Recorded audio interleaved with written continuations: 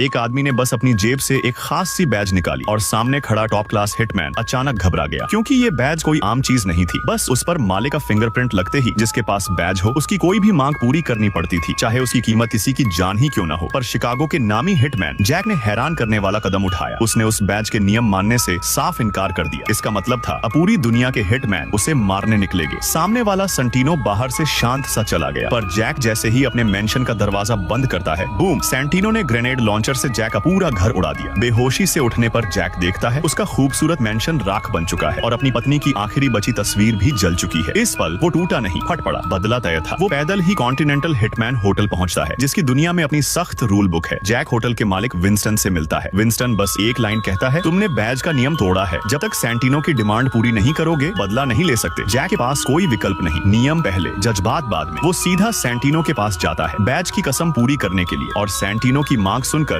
उसकी सांस रुक जाती है। जैक को उसकी ही बड़ी बहन को मारना था, क्योंकि बहन को हटाते ही सेंटिनो उसकी जगह हाई टेबल में बैठ सकता था। जैक जानता था ये साफ गद्दारी है, लेकिन कानून तोड़ता तो खुद मारा जाता। उसने बिना बहस किए मिशन स्वीकार किया। जैक बैंक जाता है, जहां उसका स्पेशल गियर लॉकर था। रिटायरमेंट के बाद भी उसने कभी बंद नहीं किया था। अंदर वही सिग्नेचर ब्लैक सूट, गोलियां और वो घातक हथियार पड़े थे जो कभी उसके नाम से दुनिया डरती थी। सूट पहनते ही पुराना जैक वापस आ गया। अब वो एक गुप्त होटल में बारटेंडर बने आदमी से मिलता है, जो असल में अंडरग्राउंड वेपन्स कस्टमाइजर था। जैक चुपचाप अपनी जरूरत बताता है और कुछ मिनटों बाद perfect tools for a silent assassination उसके सामने थे। इसके बाद जैक अपनी भारी राइफल्स और बैकअप गन शहर के अंडरग्राउंड टनल में पहले से छुपा देता है। प्लान बी हमेशा तैयार। सब सेट। जैक टारगेट की लोकेशन पहुंचता है, इटली की एक रॉयल सेरेमोनी, जहां उसकी टारगेट और उसकी पुरानी दोस्त जियाना मौजूद थी। जैसे ही जियाना उसे देखती है, उसकी आंखों में समझ आ जाता है क्यों जैक आया है। वो मुस्कुराती है, कड़वी टूटी हुई मुस्कान। सेंटिनो मेरे पीछे आया और तुमने मान लिया। जियाना उसे बताती है कि उसकी मौत के बाद उसका भाई न्यूयॉर्क की अंडरवर्ल्ड को कब्जा करेगा और उस पूरी बर्बादी की जड़ जैक ही होगा। फिर वो एक चाकू निकालती है और खुद को खत्म कर लेती है, ताकि मौत उसके भाई की नहीं, उसकी अपनी चॉइस लगे।